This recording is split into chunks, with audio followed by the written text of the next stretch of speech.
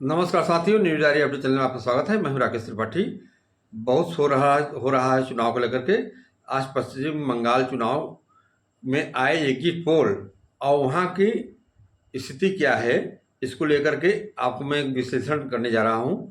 जो वहां से लोगों से बात किया हूं, बहुत लोग बंगाल में हैं अपने लोग, जिससे बात करने के बाद सटीक जानकारी हुई है, आई हमारे पास।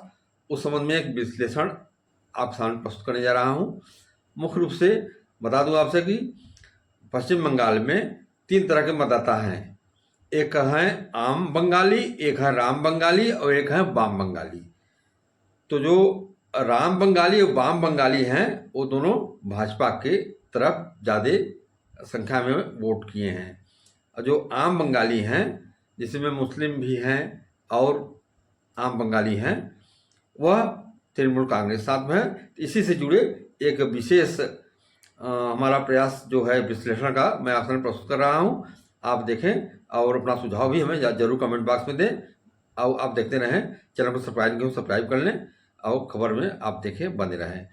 मेरे सामाजिक साथियों, जैसा कि आपको बताया कि पश्चिम बंगाल में चुनावी माहौल क्या है, उसको लेकर के मैं आपके बीच में आया हूं।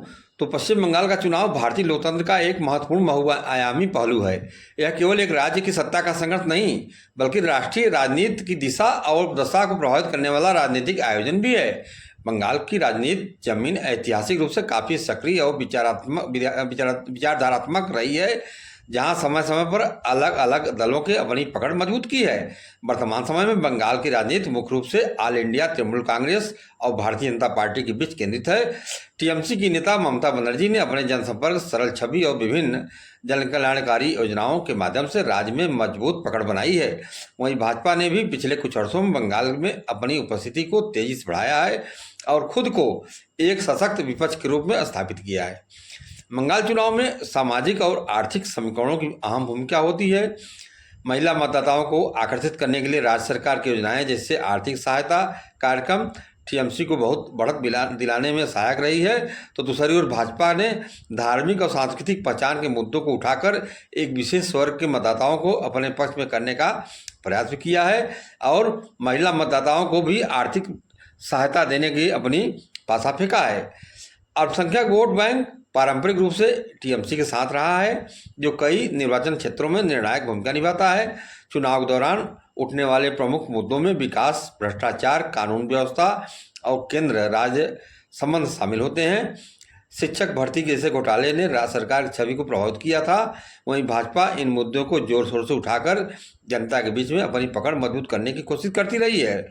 इसके साथ ही चुनाव हिंसा भी बंगाल की राजनीति का एक संवेदनशील विषय रहा है, जो लोकतांत्रिक प्रक्रिया पर सवाल खड़े करता है। भौगोलिक दृष्टिकोण से अगर देखें तो बंगाल की राजनीति अलग अलग क्षेत्रों में भिन्न रूप में दिखाई देती है। जहां दक्षिण बंगाल में टीएमसी का दबदबा अधिक है, जबकि उत्तर बंगाल में भाजपा की स्थिति अपेक्षाकृत मजबूत मानी जाती है। सीमावर्ती और आदिवासी क्षेत्रों में दोनों दलों के बीच कड़ा मुकाबला देने को मिला है।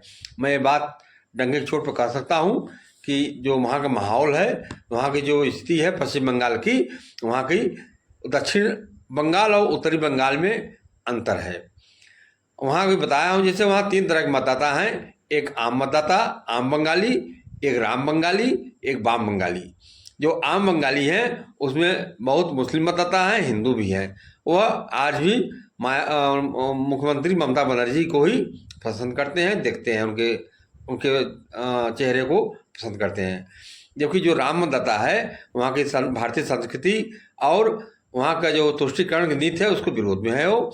और उसी के साथ जो कभी वामपंथी का जो कैडर था वहाँ, वह ममता बनर्जी को हटाने के लिए वह भी राम बंगाली के साथ आ गया है।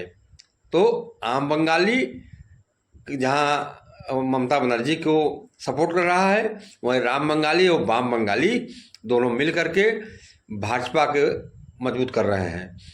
और जो एग्जिट पोल आए हैं, एग्जिट पोल इसी संबंध को लेकर के, इसी संबंधित वहाँ एग्जिट पोल भी आए हैं, जो स्पष्ट रूप से एग्जिट पोल में बताया गया है कि वहाँ भारतीय जनता पार्टी की ही मुख्यमंत्री बन रहा है, सरकार बन रही है। जबकि आम बंगाली इसका विरोध कर रहा है, इसका जो है खंडन कर रहा है। उसका कहना है कि चौथी बार दीदी ही वहाँ की मुख्यमंत्री बनेगी। तो अभी हालांकि अब ज़्यादा सोच विचार करने का समय नहीं है। आज 1 तारीख हो गया, 4 तारीख को स्थिति साफ हो जाएगी, स्पष्ट हो जाएगी। आप देख लेंगे क्या स्थिति है।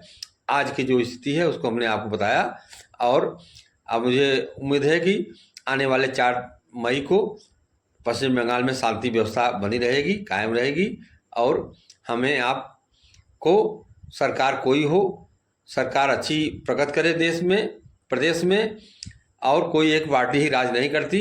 समय आने पर 15 साल 20 साल के बाद बदलाव होता है। अब बदलाव होना भी चाहिए।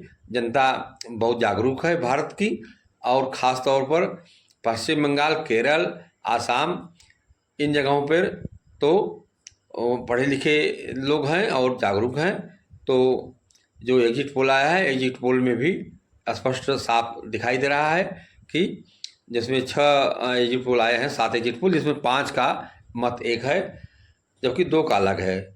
2 एग्जिट पोल ममता बनर्जी के टीएमसी के पक्ष में आया है, जबकि 5 एग्जिट पोल स्पष्ट रूप से भारतीय जनता पार्टी का सरकार बनाते दिखा रहा है। जिसमें टूजे चाणक्य को मात माने तो वह 152 सीटें भाजपा को देने के लिए कह दिया है। हम आपको बता दें कि टूजे चाणक्य की बहुत बातें सटीक अभी तक हुई हैं। इसके पहले 2017 में उत्तर प्रदेश चुनाव में हमने देखा है, 2022 में देखा है, तो हमें लग रहा है कि भाई कुछ या एक सटीक एग्जिट पोल है, या एक प्रकार से कोई सत्यता नहीं है। ये जान करके एक सटीक एग्जिट पोल लोग रुझान समझ करके बताते हैं। वास्तविक स्थिति तो 4 तारीख को ही क्लियर होगी, 4 मई को जब मतगणना होगा। तो इन्हीं शब्दों के साथ मैं अपने बात को समाप्त करते हुए आपसे निवेदन करता हूं कि मेरे साथ इसी तरह अपना प्यार दुलार बनाए रखें और मेरा उत्साहवर्धन करते रहें। अपना सुझाव कमेंट बॉक्स में दें ज़रूर। मेरा प्रयास रहता है कि कुछ अच्छी जानकारी, नई जानकारी आपके बीच में मैं प्रस्तुत करूं, आपके साथ शेयर करूं, और आप भी उससे अवगत हों। तो इन्हीं सब के साथ आपको प्रणाम, नमस्कार, आदाब।